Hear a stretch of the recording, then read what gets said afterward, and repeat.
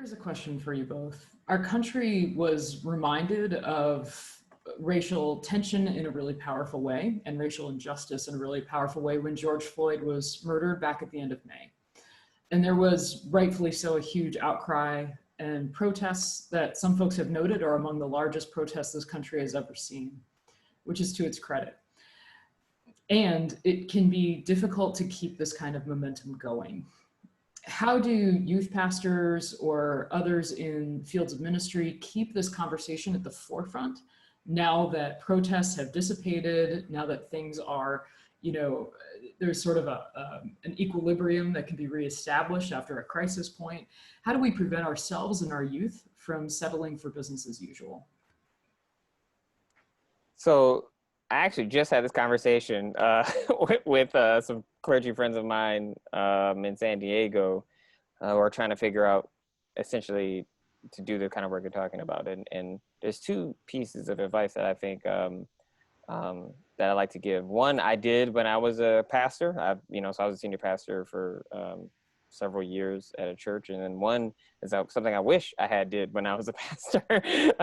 And so one thing I did do is that, I think it's important for clergy or youth leaders to set aside some time to map out the trajectory of your ministry for the upcoming year. And that's like whether it be your sermon series or your educational themes or whatever, to kind of get that laid out.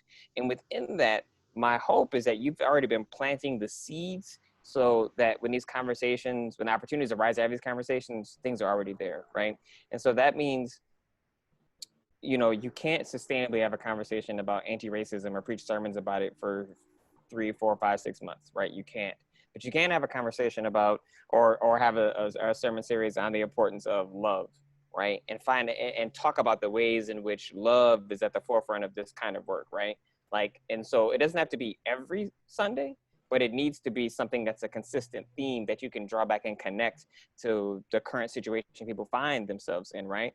Or even if you're talking about, every church every year has their fiscal fundraising kind of thing, right? There's a way in which you talk about the kinds of how you orient yourself in the community work that you ought to be doing and how this is connected to what's happening in the world, right? And so it's finding ways to make sure you are deeply connected to your own communities, but also aware of what's happening outside and how these things are always interplaying with each other. And I said, and so that what I felt like I did well.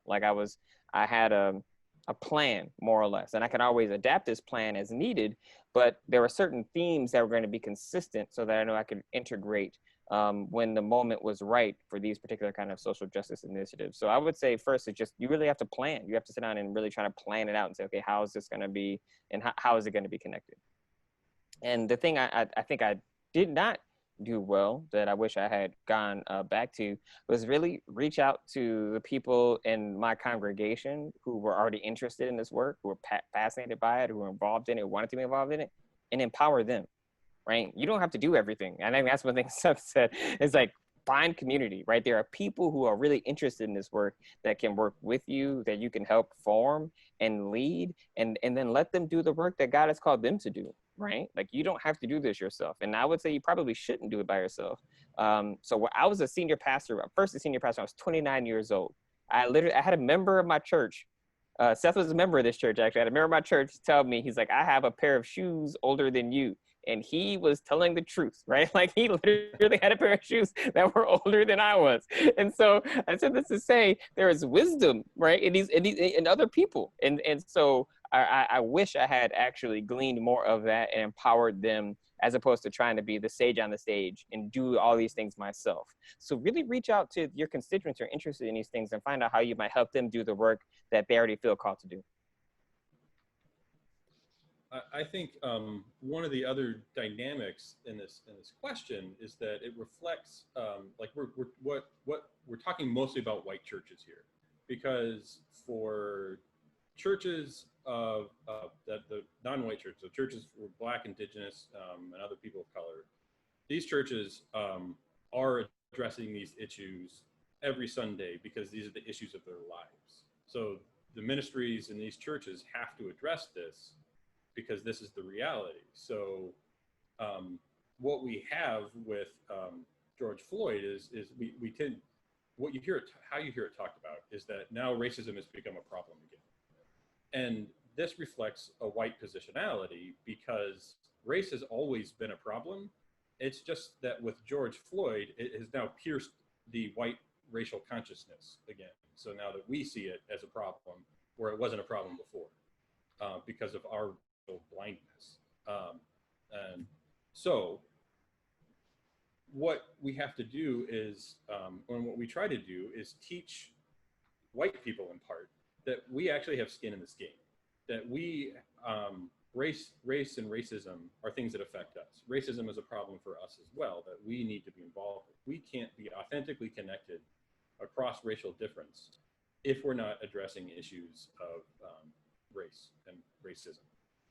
And so the myth that race is sometimes a problem and sometimes not a problem is one of the things that we need to address and deconstruct. So the idea that we can go back to life as usual reflects a really white position. Yeah, because, you know, back to business as usual is, it means one thing for a white person or a white church or a predominantly white context, an entirely different thing for a Black context or for people of color, an entirely different thing.